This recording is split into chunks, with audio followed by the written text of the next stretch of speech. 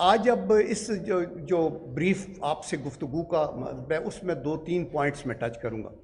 سب سے پہلے تو یہ جو پیلسٹینین کا ایشو ہے، اور اس پہ میں صرف یہی کہوں گا کہ اس کے اوپر یو این کا چارٹر بھی ہے اور یو این کے ریزولوشنز بھی ہیں، اور یونائٹڈ نیشن کا جو چارٹر ہے اس کا چیپٹر 6 اور 7 جو وہ یہ کہتا ہے کہ اگر کوئی ملک بین الاقوامی امن کو تھریٹن کرے، صرف تھریٹن کرے نمبر 1، یا اس کو بریچ کر دے یا کہیں ایگریشن کر دے، تو اس کے اوپر کیا کرنا ہے۔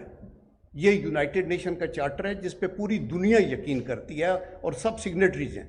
اس میں پھر انہوں نے اسٹریٹجی بتائی ہے کہ پہلی بات تو یہ ہے کہ آپ پیسفلی اس کو حل کرنے کی کوشش کریں۔ یونائٹڈ نیشن کی سیکیورٹی کونسل جو ہے سب سے پہلے یہ دیکھے کہ یہ جو ایشو کھڑا ہوا ہے یہ بین الاقوامی امن کو متاثر کس حد تک کر سکے گا۔ آج دنیا میں کچھ 32 ایسے ایشوز ہیں جو کانفلکٹس دنیا میں ہو رہے ہیں۔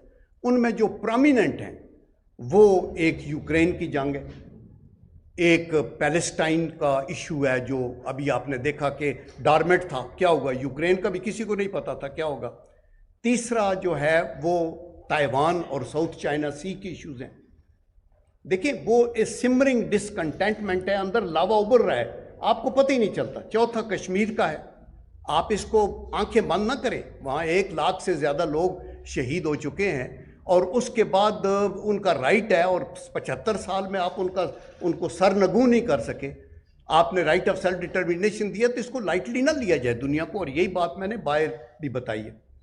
اس کے بعد آپ یہ دیکھیں کہ مثلاً آپ کا جو ایشوز ہیں وہ یہ آذربائیجان وغیرہ کے ساتھ جو مسئلہ ہو گیا، کانگو کا ہے، ہیتی کا ہے، اور آپ کا لیبیا کے اندر ڈسکنٹینٹمنٹ اور سول وار ہے، آپ کا سیریا کا ایشو بنا ہوا ہے، اور یہ بہت ساری چیزیں ہیں۔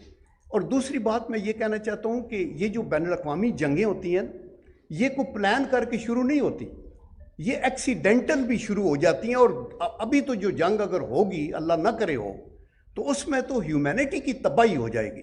تو اس لیے یونائٹڈ نیشن کے کندھوں پہ بڑی ذمہ داری ہے کہ یہ پیلسٹینین کا ایشو ہو یا کشمیر کا ایشو ہو یا کسی بھی ایک اوپریس نیشن کا ہو، اس کو وہ غور سے دیکھے۔